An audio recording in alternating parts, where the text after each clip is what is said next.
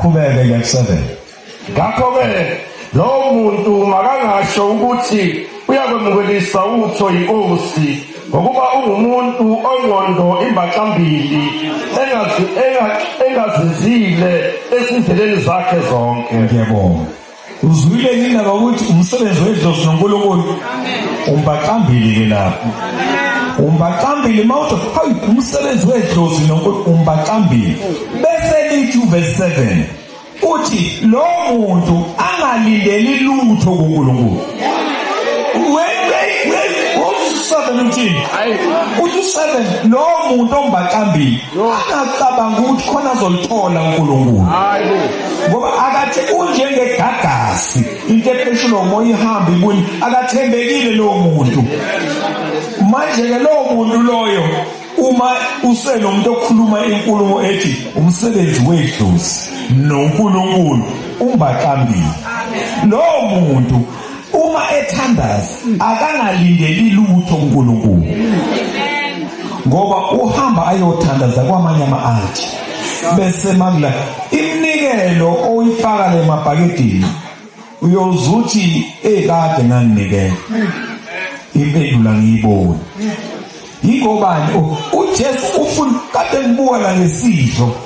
Uyazi ukuthi uthe umpostoli uma ungekho ukuthethelela ngaphakathi kuwe ungasidli lesidlo. Thethelela qala ngaphakathi zama ukucabanga ngizonika u2 minutes. Uyabona bengilalele mpostoli. Ngizokunika u2 minutes ukuthi uthole ukuthethelela ngaphakathi kuwe. Waphinde futhi wathi uyangizwa iserious lento ngishoyo. Ngeke ngivume ukuthi udle isidlo nezibopho ngaphakathi kuwe. Kwenzeka. Wayesethi uma futhi ungasidli uchaza ukuthi wena uyaphikisana noJesu ukuthi wakuphela. Yabona ke awukwazi ukuba phakathi naphakathi.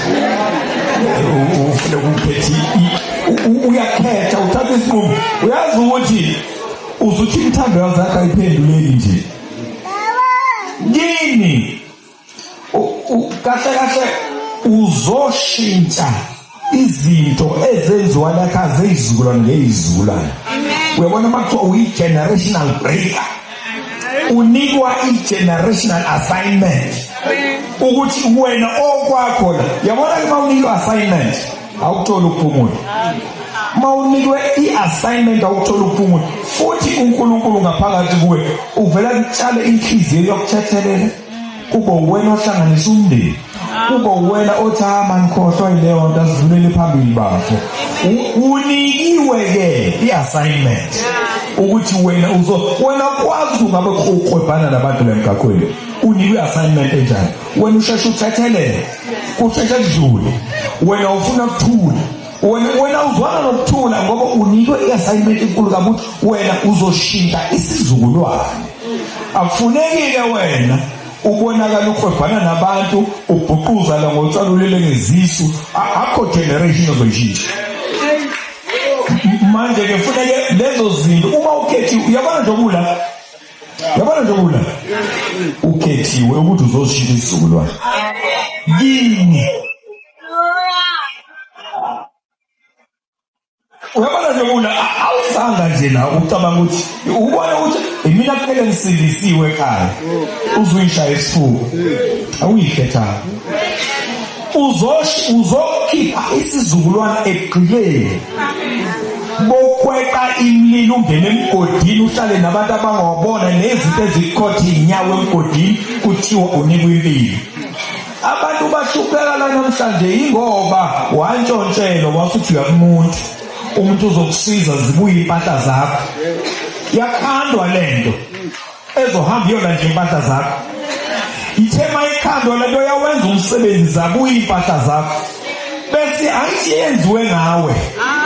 Lento isiyabuya uthele yiphi task eyomnika yona. Ayiyenziwe ngawe. Ithi ngifuna ukuqhubeka nginika omunye umsebenzi. Wena usuqede ukuthi hayi impahla zami ngibuye. Inyanga ayitshela ukuthi lento yakhiwe ngawe.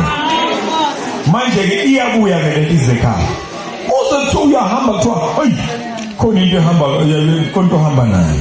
Ile nto yakhiwa wenyanga wayithakatha wena hayi ibuyini impahla lento ifuna ukuqhubeka isebenze ekhaya oluhle mfana wami lo mayithuthu empilweni besithi lento hayibo ngizosebenza kuphi manje ngitshela angisekho mina ikhona lento yaphila uthi ubona ukuthi uyafika ingane ulela ingane zamantombazane evula imleve kuyashisa endlini kuvula amawindi kwenze kunezinto ezingabonwa ezilala nalezi ingane lezi zinto zithi mayilala nomuntu zishiya insizi phakathi emzimbeni womuntu ngiyakutshela ukuthi uzama abantwana zidliwa lezi zinto ezafakwa omkhulu benama-altar benemsamo mawusuka la manje lento abathi umsamo elapho wabona ngeke kwenzeke lutho azibe ithusane inyanga uhlale lovalwe ayikho leyo nto thatha lento uyikhiphe uyilahle uyifake umlilo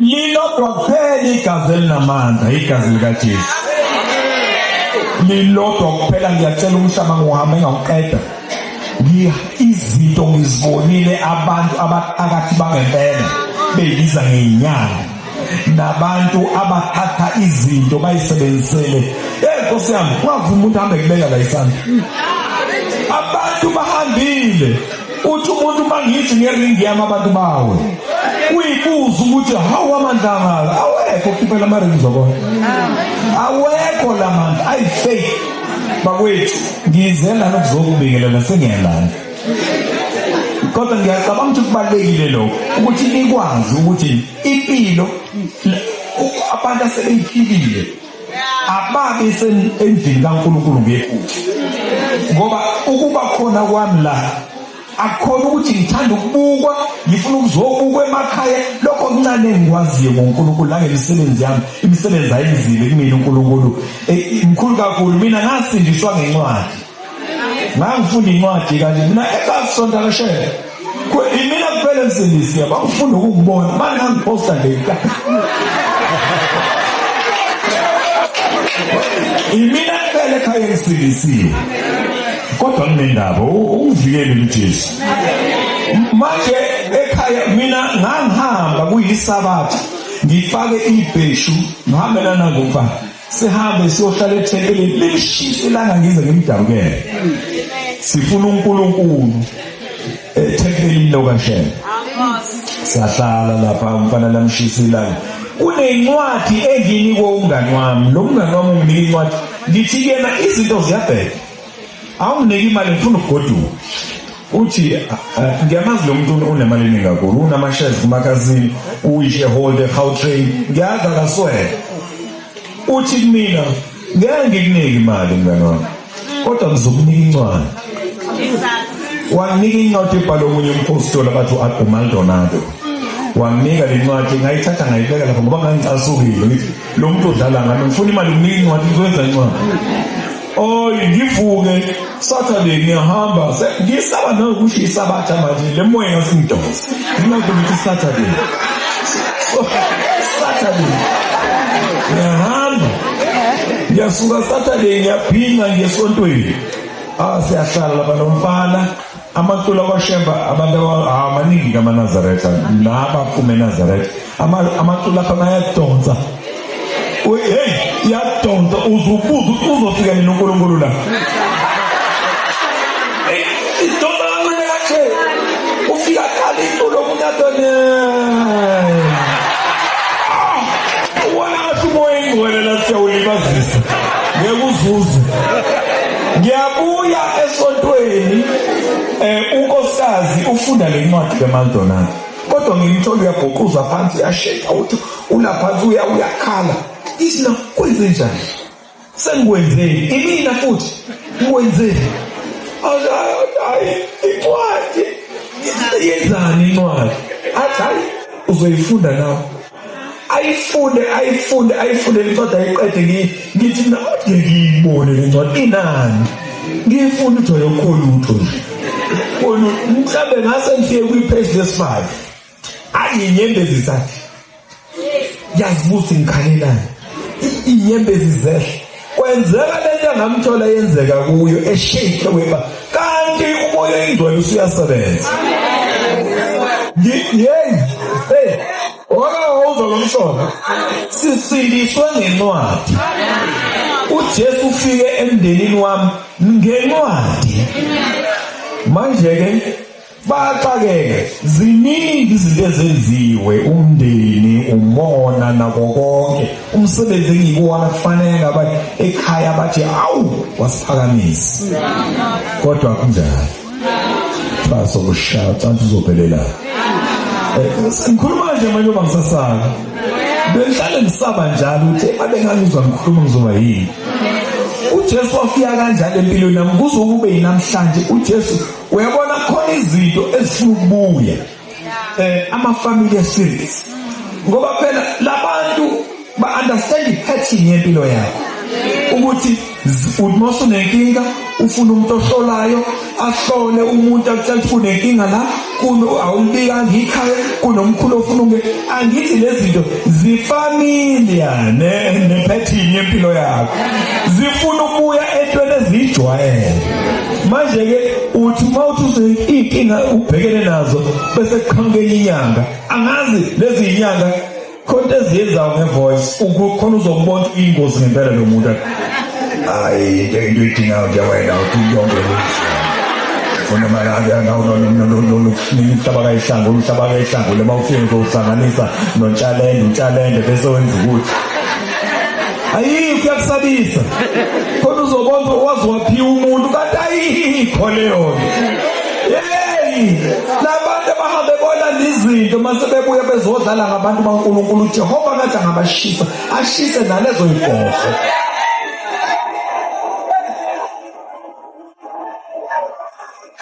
Baphelile bakhokha imali abangenazo, baye komashonisa benzela ubathathele nesono weyinyanga engathi ngasho sogwini. Ngiyabonga kakhulu, angiyena umuntu okhuluma kanje. Kodwa nje umpostoli ekumazini wami ngibonga uNkulunkulu kungidirector angilethe la. Uyabona nje angimusha kule ndawo mina. Kusekhweli lami la kwesakamthetho. Endune nje la kaMthetho umpostazwi wami wakhona. Sengisho ukuthi ngiyazibona ngibamningi la. Angithi uzala kunempilo kodwa. Umbona umuntu esakhe esethenga iflat eduze kwenyanga ngapha komhlaba iyalingana. Ingoba ubona impilo.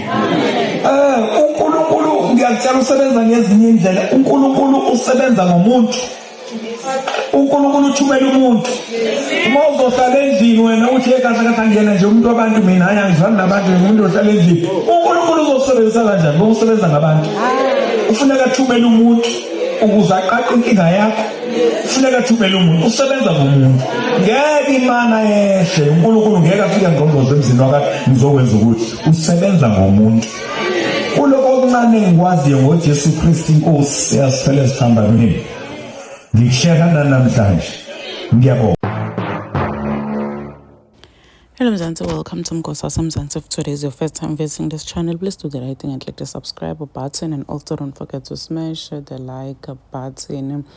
Siyabonga Thwala ususele umkhulu Msindo ngemva kokuthi ashumayele ngebantu bakaShembe aphinde ashumayele nangeMadludi. So siyathola ukuthi ukile wasonda lapha nakaShembe, and now uthi Soul kholwa akasahlanganyeli netindoda kaShembe.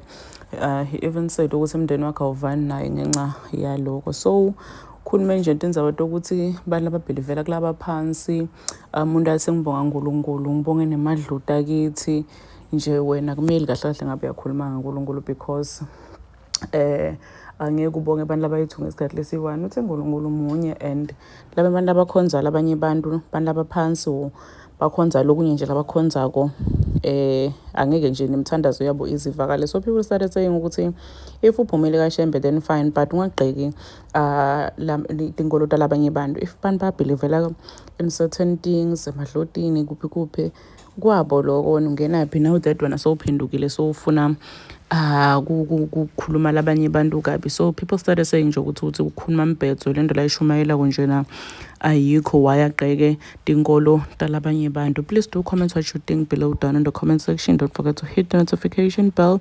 I will see you on the next one. I'm signing out. Goodbye.